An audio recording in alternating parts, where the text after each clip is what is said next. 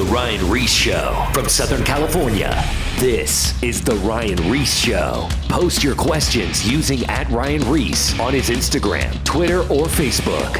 Are you ready? All right, you guys. Well, I'm excited for tonight's show, and I want to thank you guys all for joining us and for the many, many years that we've actually been on the radio stations across the nation, and then on all the podcast formats and YouTube. Tonight, I want to talk to you guys because this is going to be a very special show. Coming up, well, actually now, this is my 17th year of me after I gave my life to Jesus Christ, walking with God. And I want to kind of talk about the journey, not necessarily the testimony that all of you guys have known, how I got saved and all that, but I want to talk about when I started following God, just the journey of the ups and downs and all arounds leading me to this moment in time. And if you guys are wondering, well, where are you at in this moment in time? God led me to leave California and move to Boise, Idaho. And I had no idea why I was here for basically 2.5 years. And God spoke and opened a door and led me to receiving a brand new building for free here in Boise, Idaho. It's 7,000 square feet, and God has been providing, and we're still on the journey to see where he's going to lead us. But basically, we are in construction right now in this building, and this is going to be the first of this kind of a creative center, outreach center, discipleship with an active concert venue, showroom, and a retail store. So there is so much more to talk about what is going to happen here, but we are planning to make this the first of many that could be replicated in different parts of the United States and actually different parts of the world and in different sizes. So in Texas, because everything's big there, it might be 30,000 square feet, where here in Boise, Idaho, it's 7,000 square feet. Orange County, California, it might be 20,000 or 10,000, 15,000, I don't know. But this is the first replica, and we're planning to be done in the next 3 months, and then we're going to do a grand opening. So stay tuned. But there's so much to talk about that led to this moment, because I want people to know tonight,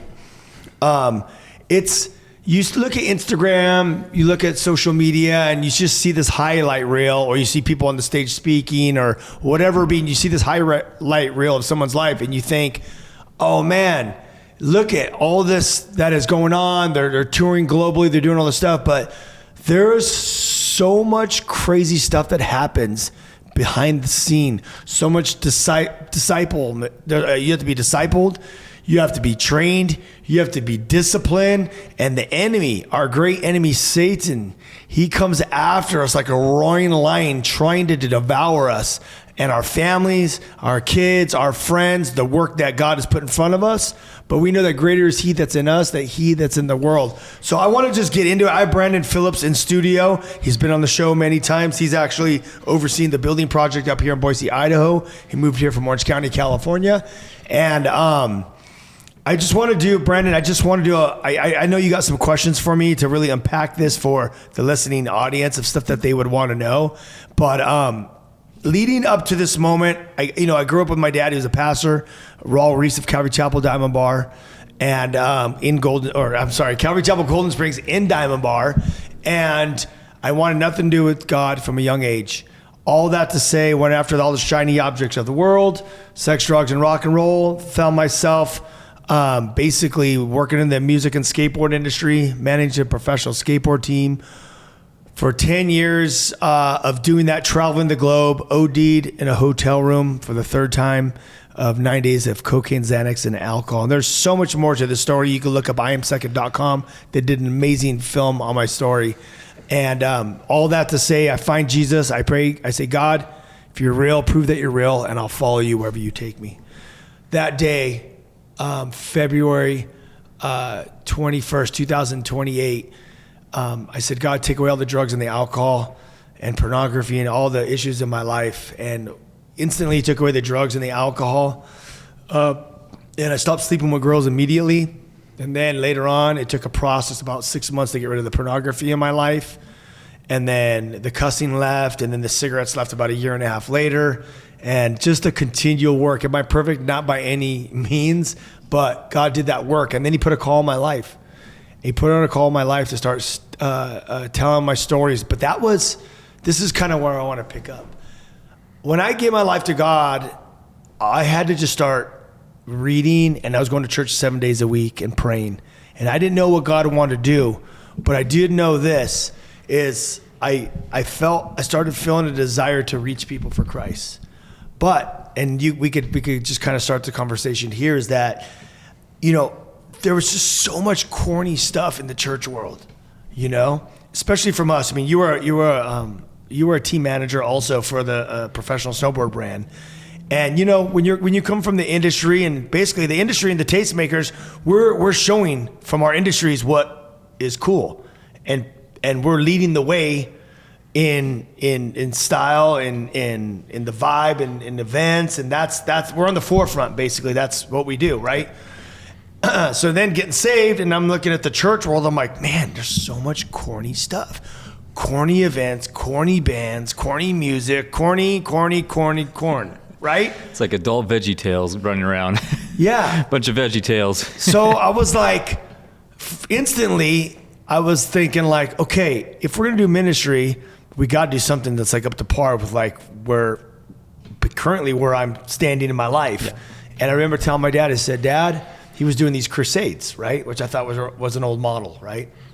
And the style of them, And let's face it, crusades are made for, no matter if it's a Franklin event, Billy Graham event, Raul Ries event, Greg Laurie event, crusades are for the set up for the church to bring friends, right? Yep. But there's a lot of people that just go that don't even invite their friends, right? And then I start thinking, well, a lot of these bands, non-Christians don't even know, so they have to be invited by a friend. Because it doesn't matter who's playing, they don't recognize the bands. I mean, hey, you could have Phil Wickham, but to a punk rock kid, they don't know. They don't know who Phil Wickham is. Yeah. Could be a tennis player. And Phil Wickham's awesome. And, we love these guys. Yeah. But my point is, so my dad gave me an opportunity to do an outreach event. He was doing 3 nights, Friday, Saturday, Sunday. He gave me a Saturday night. So I launched Exit. I did a throwback to his first crusades that he used to do. They weren't even crusades. They were called Exit Festivals in the 80s. That was punk rock bands. That was new wave bands. That was all the music of that era. My dad launched that back then. Exit Festivals in Citrus College Stadium. And he did it for several years. And then the crusades came out, and then people started getting more organized and more clean cut, right? Right. So that's where the Harvest and all those other events started after that later on. So less hair. So with that said, we started producing these I called them Exit concerts. Yeah. And these Exit concerts were all mainstream bands that were Christians. And we were getting 15,000 people, 20,000 people, the Thomas and Mack Center, all mainstream advertising, like mainstream radio. We're giving flyers out at the tattoo shops, the skate parks, and any other concerts that are happening at those venues. Yeah. But all that to say, that's when my dad gave me this opportunity, and I'm going to let you jump in here. My dad gave me this opportunity because I said, Dad, if we're going to reach this next generation, we got to do stuff that's like relevant with this next generation. That's right. And he saw that these arenas and these events that I was producing, I did 4 of them, and they were jam-packed. Yeah. Bigger than any of these crusades that were happening at that time, Yep. minus Harvest Crusade, because that thing's been around for like so many years and has all the biggest Christian bands and all that stuff. But for what we were doing, culture relevant to the mainstream. That's what we were doing. We did not look like a typical Christian event. We didn't even advertise on Christian radio. It was all mainstream. All our marketing dollars went into the mainstream, K-Rock radio, KLOS, and all these stations. Exactly.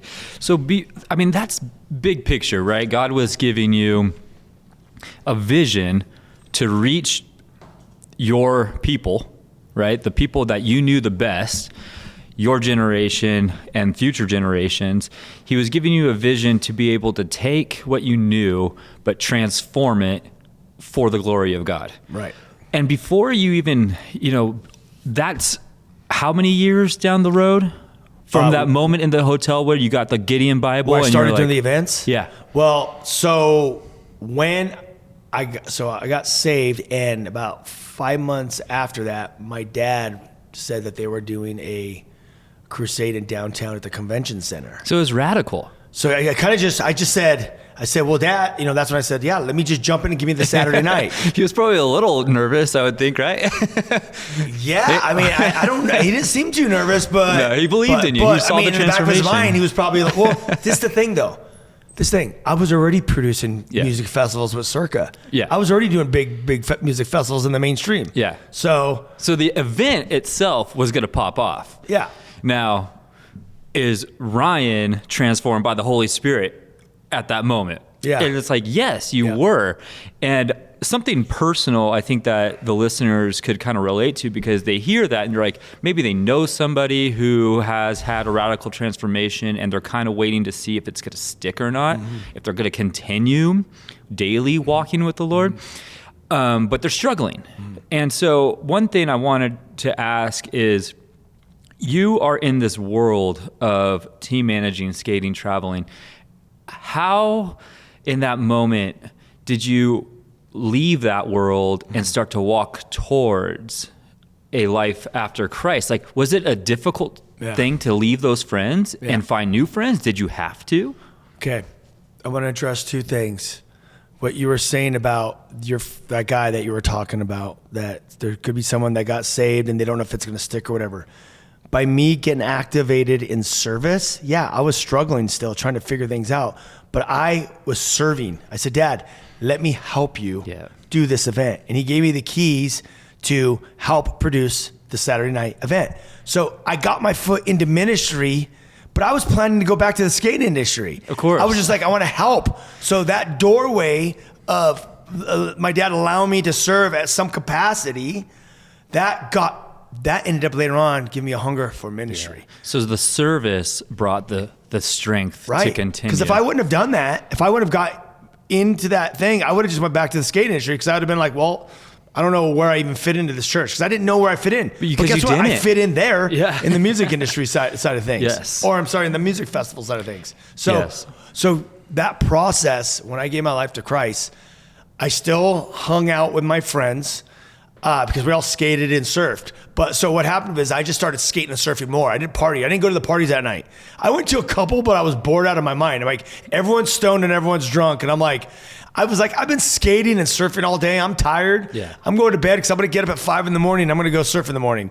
So my desires changed, which it changed to the positive. I was doing so much more actively. Did any of your friends from back there, because those are lasting relationships, those are strong bonds. When you travel the world with people, you know these people, and those bonds are strong. Was anyone like, come on, man, when are you going to leave this behind? No, everyone was literally going, is this going to stick? Because they knew I was crazy. They were like, they know, should I say, they didn't knew, they know still today. They know I was the craziest one out of all of them, out of everyone.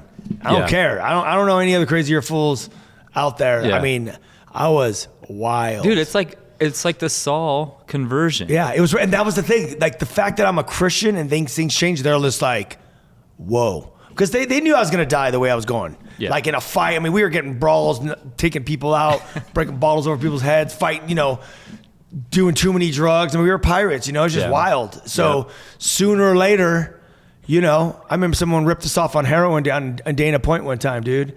We went down there, went to the house. He came out, pulled him out of the house, and just beat him down. So, you know what I'm saying?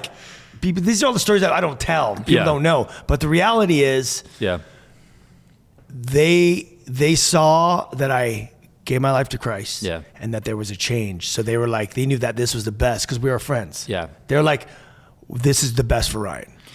And they're still stoked, and I love them. Exactly. And so they saw you make this radical transformation, and then you start producing these events. Mm-hmm. And so tell me about how the desire for the Kill the Noise tour to enter the high schools came about, and then also how Shine came about. Yeah. So anyway, with that said, as the transformation came, I think the best example is you just got to walk it out. That's what people watch. They just watch you walk it out. And I never had anything figured out. I was just following Jesus. I was doing those events, and as I was doing those music festivals, I never spoke at one of them. I produced them, but I never spoke at them. My dad spoke at them, actually. I remember, I go, I'll produce them, you speak at them. Because I was like, I'm not getting up on stage in front of people telling my story.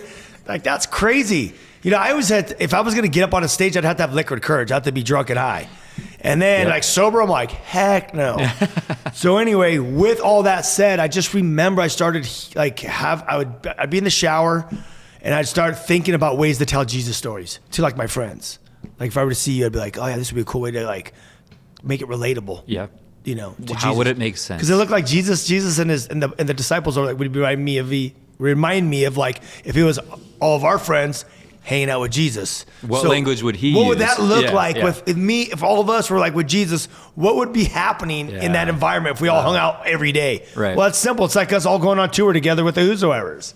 You know what I mean? It's that same vibe. So anyway, what that said is God started giving me a desire to speak. And then I started speaking at like rehabs with like 5 people, 10 people. Never did I ever want to get on the stage or do anything with church. And my dad would be like, hey, you should go tell your testimony, at the church. And I'm like, I'm not getting up on stage. That's crazy. It's like 2,000 people. Do you think he saw the potential, or was he just like encouraging you to do it? He knew. I'm sure he knew that God had a call in my life. Yeah. You know what I mean? I've always had the gift of like bringing people together, like throwing parties and bringing people together. My friend group growing up, I always had a posse, our skate posse, like 10 to 15 of us. We've always had a posse everywhere we roll. With the circuit team, with my inner friends, we always posseed up. That's just the way, that's just how God always had me bringing people together. That's really interesting. And it's clearly part of your gifting now to bring people together. But now you are comfortable speaking. Now that's what you do. So you speak. So this is what happened. My dad invited me. So I started going back to the whole corny stuff that I was talking about in churches. So what I started doing is getting cooler bands that no one knew. They were Christians, but they were cooler bands that didn't have a big following. But as I started producing events, people started trusting that like, okay, if these events happen at the church, they're going to be good, right? Because it's going to be a good band. They might not know them. So I started bringing all these cool, unique bands in.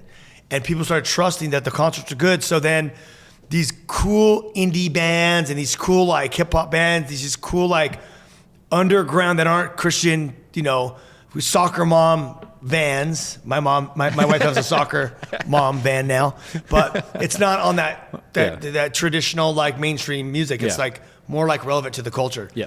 So we started doing these events, which were cool. So I was like, okay, I feel cool in this because I'm not corny and I'm not trying to do corny events.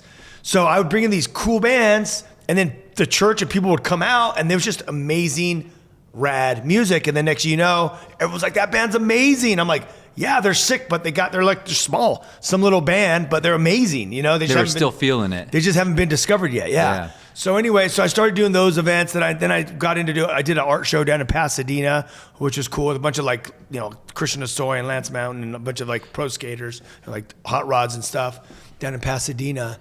But what happened is I just always knew that as a Christian, I was never gonna conform and start producing and doing cheesy, corny things. It had to be premium.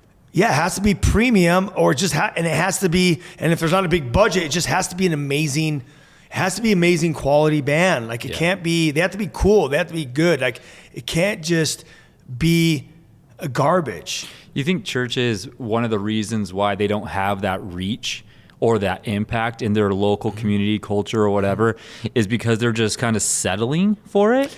No, you know what I think it is? Honestly, I think, this is what I've said. It's like when people want to do events, churches, just say churches. Well, the pastor's called to be the pastor. He's not a concert promoter, right? Yeah. Since when is the church is a concert promoter that knows how to do events? They're not. Yeah. So the reality is, their hearts are right, right? We all want to. They want to reach. We all want to reach. We all want to reach people. We all want to do ministry. But there's just a lot of people who just don't know how to do it. So that's why they end up like that. That's why I just call events as they are. So like right now we're doing a revival night event. Okay, a revival night. It's for the church. Yeah. It's pretty much like a little mini crusade, It's like it's at the church. the people at the church get to invite their friends to come to church. And I'm going to be speaking a message about the culture and the Holy Spirit. And those same people that would get invited by a friend and go to church are the same people that are going to get invited and they're going to go to Angel Stadium to the crusade. Let's not fool ourselves.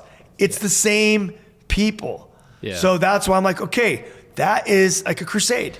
And it's an in-reach. It's an in-reach. It's inside the church. I want to definitely get to the revival nights because that's kind of what's happening now on the second half of the show. But so let's not go. Okay, but I'm saying, don't spill all the beans. No, I'm not. But what I'm saying is like, I'm just saying for instance, because we're talking about events. So that's an in-reach. And we can talk more about revival later. Yeah. But then there is outreach.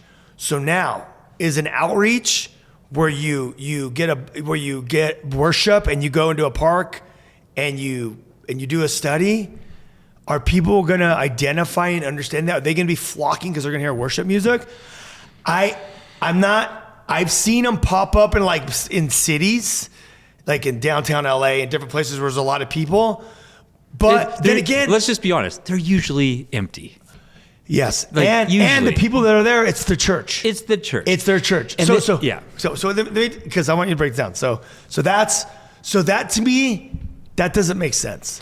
Exactly. So if you're going to do an outreach out of the church, you're going to need to do stuff with bands or music that culture outside the church, because in the building it's the church culture. Yeah.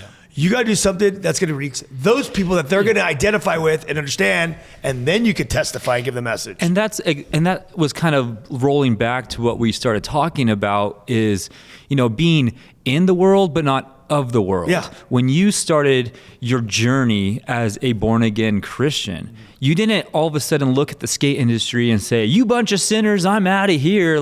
We're done." And some people need to walk away from relationships that are toxic and harmful to them, but or tempting, right? And that individual who is struggling with do I go back to homie's house because I know he's going to be smoking a J or whatever? Do I pick it up? Do I not? It's like, dude, don't go there. Yeah. But you're going to have an opportunity to go to coffee or talk and still hang. Yeah. So I think you have to pick the right spaces that are the safe spaces. I don't know, right environment where there's no tempting. Exactly. And so that's what sounds like you were kind of already strong in saying, I cannot go back to those places because they're too tempting for me they're a trap. Well, they're a snare. For me, they weren't tempting. Mm-hmm. Honestly, I wasn't tempted. When I got to the end, I was at the end. Yeah. I didn't care. Yeah. I wanted to be sober 5 years before that. Yeah. But I wasn't tempted. I was bored. Because I had a new mind. I had the mind of Christ now. Yeah. My mind is illuminated. So now my thoughts are I'm on a not on a different level, higher than them. My mind is being renewed, and my passion and my desires are to follow Christ in Christ stuff. Yeah. Where my desire is not to sit in the room and have everyone stuck on stupid, stoned and high. Yeah. But I will go to the skate park. We'll go skate and have the best time. We'll go surf. I was even going to concerts with different people that are partying. Yeah. But guess what? I'm in the concert enjoying the music.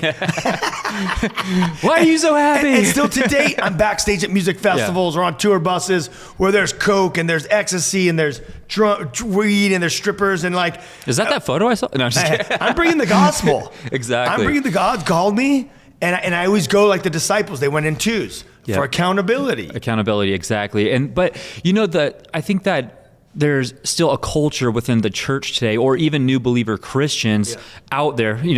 California, West Coast, we kind of have these different, mentalities of what it means to be a Christian in the culture. Yeah. But there's areas in the Bible Belt that are like, I got saved, brother, and I am not going to that honky tonk because they have the devil's music. Yeah. But it's where it all goes back to the personal relationship with Jesus. Yeah.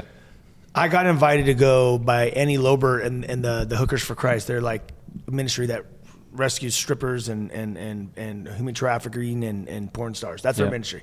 And she goes, Ryan, we're going to Vegas and we're going to the porn convention. I go, I am not going to the porn convention. Why? Because I know there's things I don't do because my weakness, right? Yeah. Sex is a weakness in me. For sure. So that's the whole deal. So anyway, with that said, is that the Holy Spirit, like some people, they can't listen to certain music because it brings them back and it will give them the desires.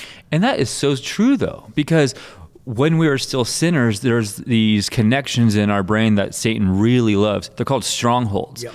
And it's really hard for new believers especially to realize what is a stronghold in their lives. And so when they hear, like, oh, I'm so done listening to X, Y, or Z, whatever Christian album, I'm going to put on the music I used to listen to. And then they start to listen to it. And then all of a sudden they have those thoughts creep back in.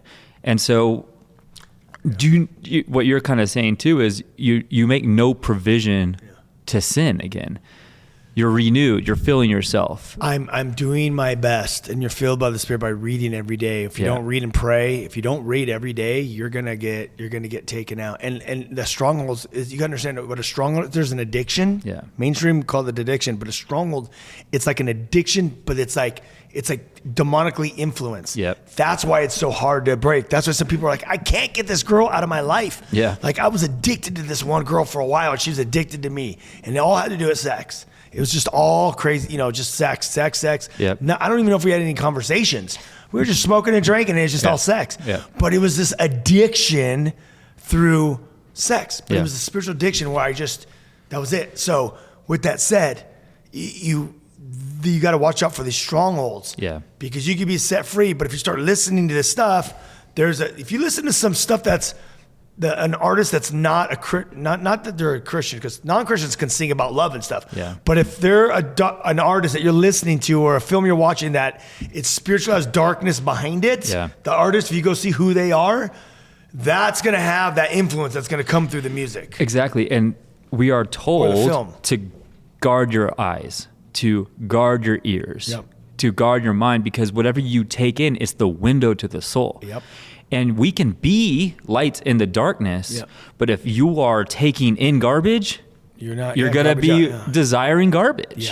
Yeah. And I think that the danger, so as you moved forward in your walk, in your faith, and then in your calling too, you started to be able to take this message, getting comfortable speaking about Jesus to kids in the high schools, and so on. To finish, I know we're jumping around here, but yeah. So with that said, my dad, as I was doing all these concerts, my dad ended up at one of the concerts. Because he would come up and testify at the end of these outreach or these in-reach concerts, and I said, he goes, Ryan, why don't you go up and just share your story for like 3 minutes?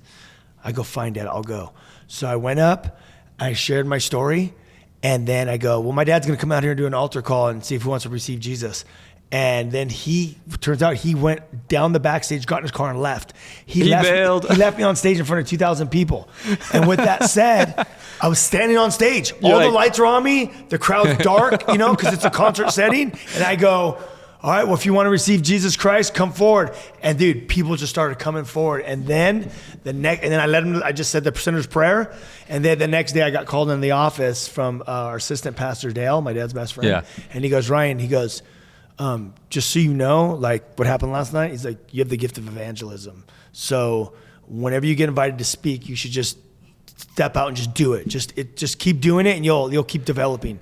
So I took that word of advice and I just continued to speak wherever I could, whether it be one person, 5 people. It wasn't thousands of people, guys. It wasn't like that. My journey was that one time when I got left on stage at my dad's church, that. But my journey was speaking 5 people, 10 people for like a year straight all the time. But wait, listen, we're going to be going to a break. All right. So, hey, you guys go to ryan-reese.com and you can find all the past shows, Spotify, Apple Music, YouTube. Go to the whosoevers.com. Book us. We invade the public schools globally in an outreach system, and we do over 100 schools a year. We bring the Great Commission to the schools. Contact us, book us. We would love to join and partner with you guys to bring people so they can encounter Christ and they can reach that next generation. We love you guys. Thank you so much for always joining us. I thank you for all of you guys that have been partnering with us and donating to the movement. We are not a church. We are a movement of whosoever's leading the way to reflect Christ in culture. We love you guys, and we'll be back in 2 minutes right after the break. Thank you, Brendan, for being on. More of The Ryan Ries Show coming up. Post your questions at Ryan Ries on his Instagram, Twitter, and or Facebook.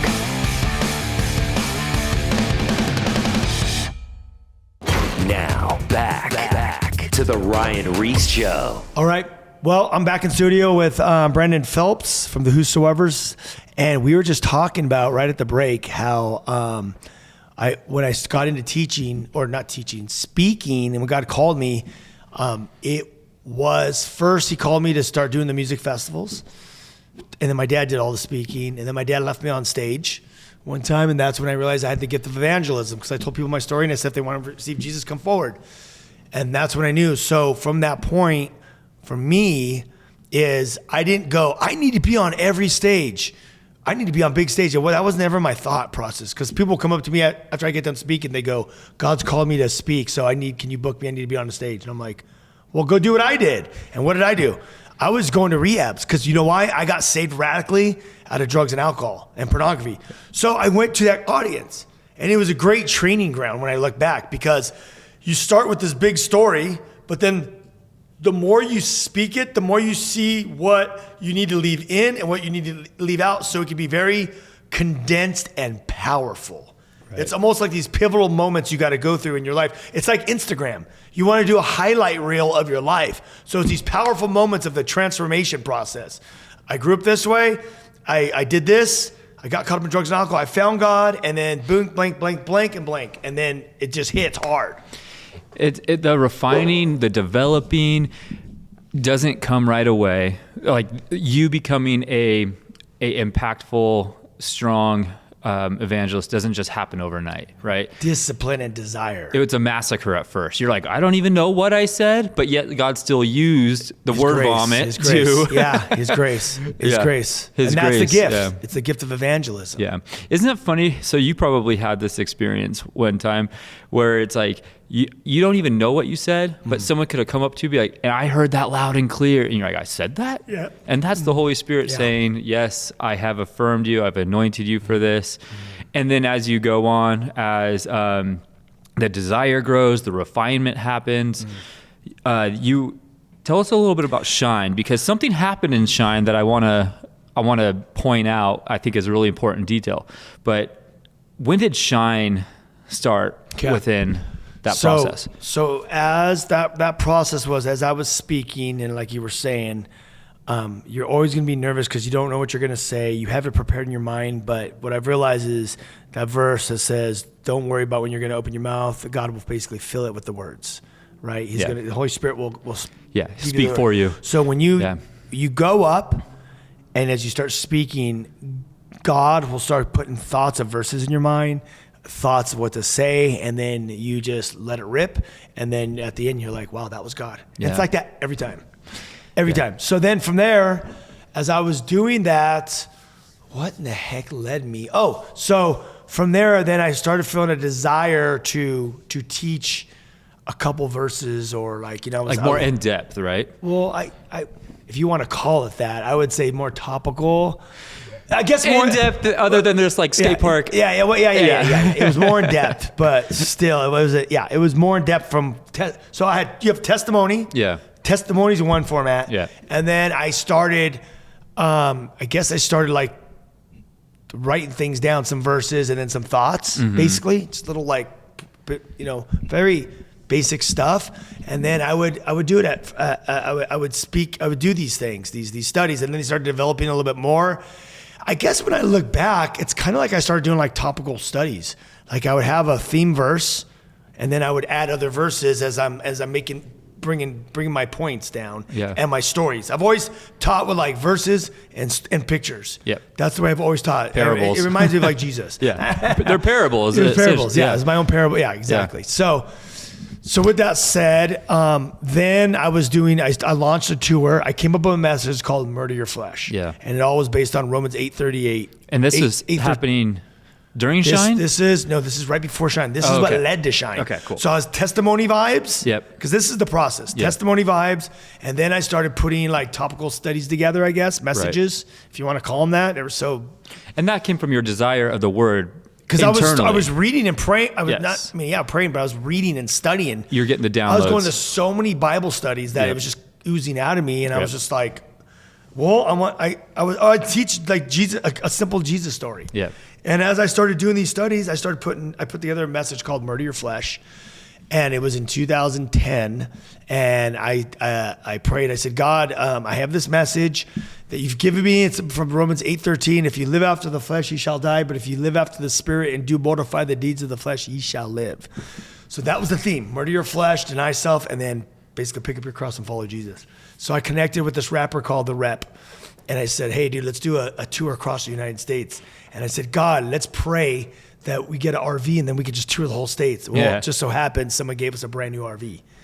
God answered the prayer, and we went all the way across, up from California to the top, and then all the way to New York, and then back down to Miami and back across. Wow. And we did an event almost every night at different rehabs, churches, outreach. It was crazy. So, rapper and a gnarly message. So, with that said, and funny enough, the intro music to that, I had dubstep. That's when dubstep first came out. Yeah. People didn't know what that music was back then. So that all that to say is that, and it started, this is what a lot of people don't know. That tour, the first date started at the Calvary Chapel Men's Conference at the Irvine Amphitheater. Do you remember that? Yeah. Okay, guess who was Wow. on that lineup?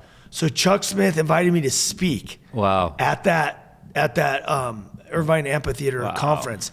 The lineup was my dad, Chuck Smith, Jeff Johnson, Greg Laurie, David Rosales, Mike McIntosh, and there was one other, and me. And guess what? Chuck had me do the altar call. I was right before lunch. Dude, I've been saved 2 years only. Think about it. A lot of people, Dude, that's only heavy. some people remember this story. That's heavy. Yes. Greg Laurie actually was right before me. Do you think those guys were just laughing? Like they were backstage just like, oh, this is going to be awesome. They had to. I was like, is this like...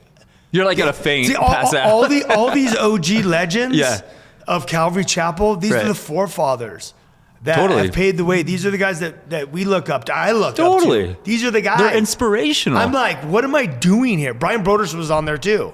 I think he was also on the lineup as well. That is so cool. So like, all these OGs are all there, and I'm like, I'm gonna be honest. I was scared to even do it, but I think it was just such a surreal experience. I didn't really understand actually what was happening. You know why? Because this is the reality. I was already doing tons of altar calls already. So I was already deep in ministry and doing altar calls all across the United States. So I was already at this time, it was very familiar to just testify and then do an altar call, testify. It was already like, it was just muscle memory. So then but this was like, I don't know, 15,000 people or something like that. Irvine Amphitheater. Yeah, exactly. Yeah. And it was packed. Yeah. But I don't know. It was just, I think God just kind of like, he just took control of the whole thing. So anyway, I got up there and He loves to qualify the unqualified, he calls doesn't the he? unqualified. Yeah, He I was does very it. unqualified. But all those guys were. I know. It was crazy. And I got up, and this is going to what you said. I don't even know what I said, this and that. And I just shared my heart. And then at the very end, I did an altar call, and I said, I'm so tired of my friends dying and going to hell. You need to come down and give your life to Christ. And I start crying. Yeah. I feel choked up right now saying it. Yeah. But people just flooded.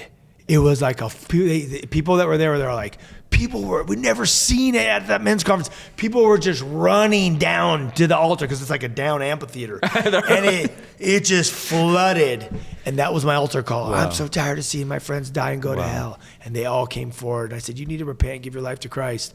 And then I prayed over them. And then I forget who it was, but one of the pastors we looked over and we saw, because all the pastors sat on the side stage there. And they said, we looked over and we saw Chuck Smith, and he was watching the altar call and he was just crying.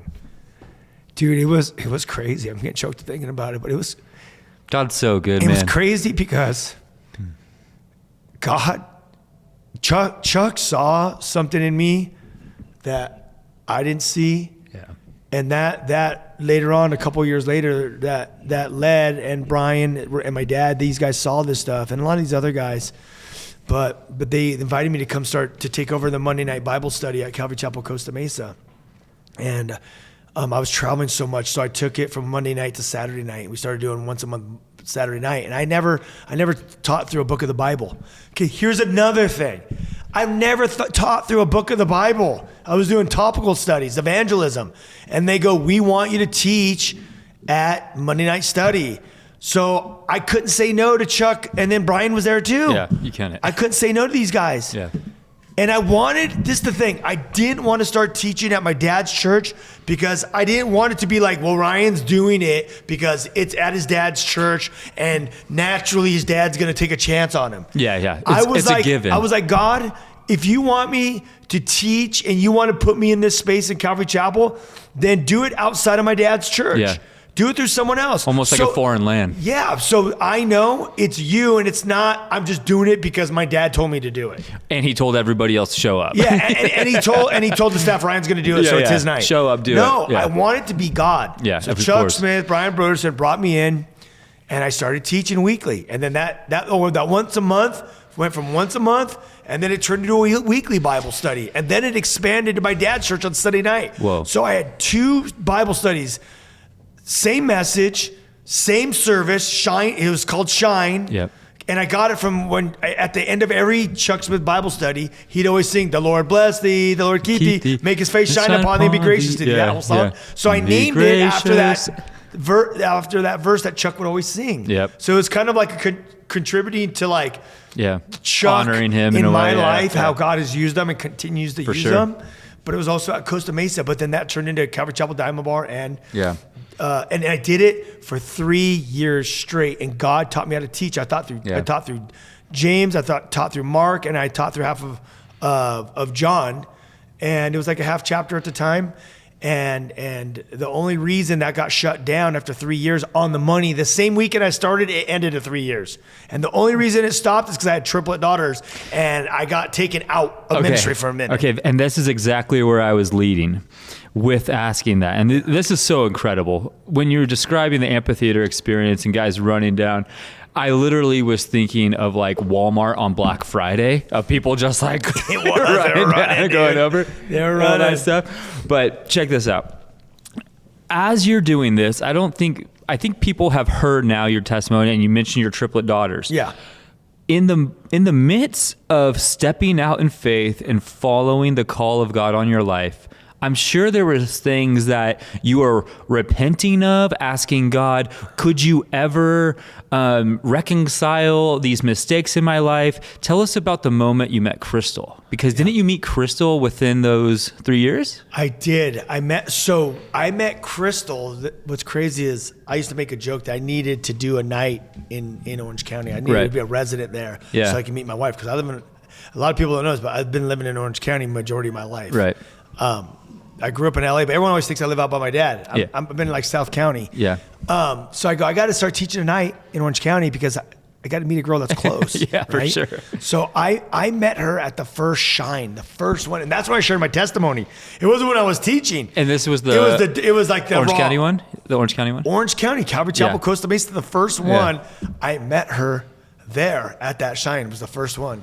So God's kind of funny. How the very first one. The first one. 3 years later to the day. And then 3 years later. You have triplets. To the day, we are going to I have to stop Shine, the 2 studies, because we're having triplets. You started, met Crystal, stopped, had the triplets. You taught through 3 books of the Bible. Like, it's so cool how God works in threes in your life, in people's lives. He'll kind of bring these things up. There's something I do want to highlight about Shine, though, because this is what's really crazy is I was at the end, I was knowing that my time was coming up because Crystal was really pregnant, and I knew my time was coming up, and I didn't even know it was 3 years, to be honest. Someone told me like 2 years later. Yeah. Irma, one of our prayer warriors, older lady, she's like, did you know it's 3 years on the weekend? I'm like, are you kidding me? So I had to look up the flyer. But anyway, so I was getting ready to do my last one, and I was sitting outside. It was at the end of the event. I was just sitting out there by myself on the bench, and everyone was already gone. It was just kind of at the end when everyone's packed up. And all of a sudden, Michael David from K-Wave. Oh, yeah. He comes out. He just comes out through the darkness. coming out into David, the light, yeah. and then walks right up to me, goes, "Hey, Ryan." He's like, "What do you think?" He's like, "We would love to put all your teachings on K-Wave." He's all, "Are you interested?" I said, "Yeah." So basically what happened is they started broadcasting the Shines. Yeah. All the Shine Bible studies live on K-Wave. It was on Monday night. Yeah. They would do it. So then as I'm closing one chapter, then another chapter opens. Yep. And then shortly after that, there was an opportunity that I had. I got approached to do a live talk show on KKLA in Los Angeles. Right. And then I said to them, well, listen, I'm in Orange County. And they don't broadcast like No. KKLA. There's two different owners. Yeah. There are two different owners. And They're competing against each other. They're competing against each other, yeah. And well, one's Orange County and one's LA, but K-Wave does cross over in LA. But for the most part, it's two different owners. They're competitors. So I thought of this idea. I've had a desire in my heart for 2 years to do like a live talk show, because I would go up to hang out with Frank Sontag a lot and Frank Pastore, and they'd bring me on their shows. I'm like, this would be sick. I could just do a talk show. This could be pretty easy to do. So anyway, long story short is I got approached by KLA. I met with the president, and they said, "Hey, we want you to do your own talk show. You can do whatever you want on it. You can have as much time as you want on it." And I said, "Well, Saturday night, I would love to do it, but I live in Orange County. I go, would you guys be open to me doing it like out of K-Wave studio? It's like 15 minutes from my house. And then we could do a simulcast. We could broadcast it live on both." And they're like, "Sure." And I'm like, "Really?" And then anyway, so K-Wave ended up went for. So I was the first one to actually do first one in radio, I guess, to actually do a simulcast on both networks, a live talk show on both at one time. The Lord just keeps on revealing more and entrusting to you more. And he gives you more with your wife, and then he gives you more with the girls, right? The triplets. Yep. And now, once you stop the Monday night teachings, what year was that about? Because that's good. I don't know. Well, yeah, with my kids, that would have been 10 years ago. 10 years. Oh yeah. Roughly 10 years ago. Okay. So the progression from there, Kill the Noise is going and expanding. Oh, Kill the Noise starts. Kill the Noise started. Gotcha. The last year of Shine. Well, that makes sense. That's when it started. Yeah. Okay.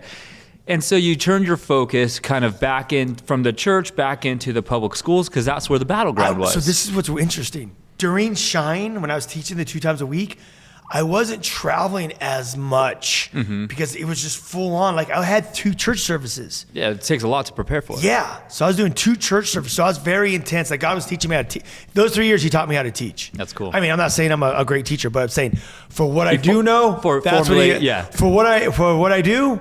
Well, your dad's a pretty good Bible teacher, so that's 50 years of teaching will do that. That's where I learned. That was my boot camp. Yeah. So then the school started, and that's where the school started. We did like 8 schools the first year, then it went to like 20 something the next year, then it went to like 50, all California, 80, and then 100, mostly California. Yeah. Wow. Back then, but then we expanded globally.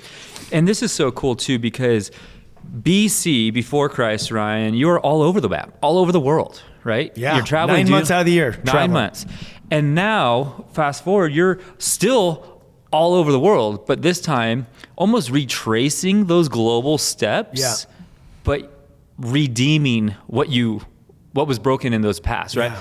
Before you're like leaving hotel rooms in a mess, and now, and now you're going and rebuilding people's lives through the Holy Spirit, through the message of the gospel. And I just love to see how he could take something like that, say, hey, you've made a mess. We've all made messes in our lives, but how he takes it and he redeems it. It's like almost like, hey, follow me, trust me that I have a plan and purpose for your life. And then I'm almost going to send you back around the world on the tour to help you fix all of those things that were broken, to redeem those things. Yes. As I look back at my life, all the desires I've had, like from a very young age, I started throwing high school parties. That's where this whole thing started. Yeah. My friend that would design the flyers, he now works for Disney. He would draw it up. He's a skater, Sean Jimenez. And then he was an auction art director at Paul Frank for a while too, before Disney. But then I had my friend that was a DJ. He bought all the DJ equipment and the records. And then our other friends would host, find a location. And then we'd print the flyers and we'd give them out. And then that evolved into college parties. And then that turned into clubs. And then that turned into concerts. And then that turned into me doing the Shorty skateboard video premiere and music festival. And then that turned into Circa trade show parties, and then big Circa skate jam with Chad Muska festival. And then that turned into throwing a raves in LA, or the raves were in LA or before that. And then that turned into Whosoever festivals. And my point is, like, these were the desires, and a lot of people don't know this either. I went to school for graphic design. So I do graphic. I used to do graphic designer, but I'm better with my mouth, talking and networking and pulling people together. You got some skills on it. I've seen it. I'm a creative guy, so I can see concepts and ideas and slogans, and I got all that in my mind. But I need the professionals to make it look pro. Because you're moving on, man. Yeah. So I got a great team with all you guys to get all that done. Yeah. But what I'm saying is, all the stuff that I desired from a very young age, that's what God he embedded that in my DNA. Yeah. So of course he's going to use that now. I love being on planes and traveling. My wife's like, you're going to go all the way to the Philippines to go do that and then come back? I go, listen, man. I go, I will fly to South Africa. And I've done this before. Not South Africa, but it's like a 15-hour. I will fly in. I will land. I will speak at a conference or an event. It has to make sense. I'm not going to go speak at 5 Not people. recklessly, but it's like if it's something that's gnarly, Yeah. I'm going to fly in. I'm going to land. I'm going to speak, and I'm going to jump on a plane and head right back. I don't care. You used to do it with your skateboard. Now you got your Bible doing it. Yeah, but now you know why I do it? Because when I see the message of Christ, and I see the eyes of people, and I see them respond, and they come forward, and they give their life to Christ, and they connected. We're transferring people from the kingdom of darkness to the kingdom of light. Yeah. Like this, I'm not going around the world selling freaking printers. I wouldn't travel for a living to sell printers, scented candle, or iPhones, or cars. Yeah, that's stupid. I'd be home. Yeah, this is an eternal purpose and a plan. This is the call that God put on my life. So exactly. I remember Chuck saying he was about to go into medicine to be a doctor. Mm-hmm. And he felt God telling him, well, you can work on people and save them for a little bit, or you can be a pastor and save them for eternity. Exactly. So you have that call in your life. You've responded to that call on your life. What would you tell somebody who maybe in their 20s, maybe in high school trying to figure it out, or maybe even later in life who feels like they have a call on their life? What advice would you give them to not only pursue the God's call on their life, but to, what would you just basically encourage them with? Okay. I would say this. Don't look for the gold at the end of the tunnel. The gold's on the road. It's the journey. God's going to bring everything that he wants you to have and do in your life, as far as like your heart's desires, in his timing. You can't get ahead of it because he has to prepare you in every season to get you the next season. Whatever God is putting in your mind, those desires and hearts, and they might not be immediately, but they will come in his timing, but some immediately. But you have to put your faith into action. If you want to serve God, start getting plugged into the church somehow, some way. If you feel like, oh man, I want to help the homeless, go help the homeless. If you want to be in audio, go ask if you could serve. Say, I'll do anything.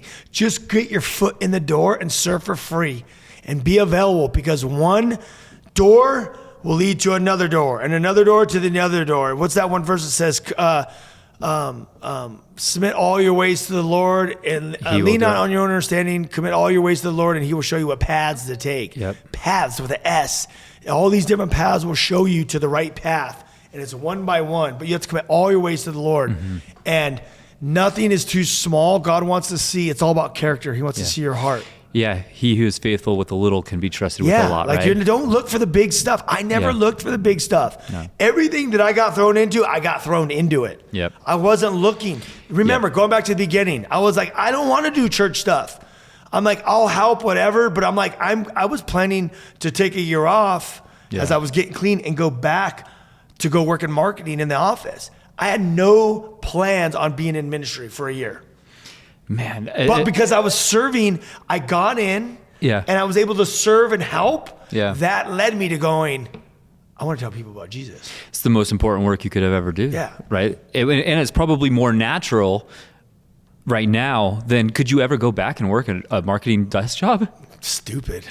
No, it's all about Jesus. It's ministry, It's all about the Great Commission now. now. It's all about mission. If I had to like, If you had to. if I had to go work, I would still do ministry. Yeah. I do this for free. Because ministry is wherever you are. Yeah, ministry is wherever you're at. Well, you guys, I want to encourage you guys, get after it wherever you're at. God loves you. He has a plan for you. And thank you for tuning in to the show. Thank you, Brandon. This has been The Ryan Ries Show. To connect and find out more about Ryan, click on ryan-reese.com. Check us out next Saturday at 9 p.m. for The Ryan Ries Show.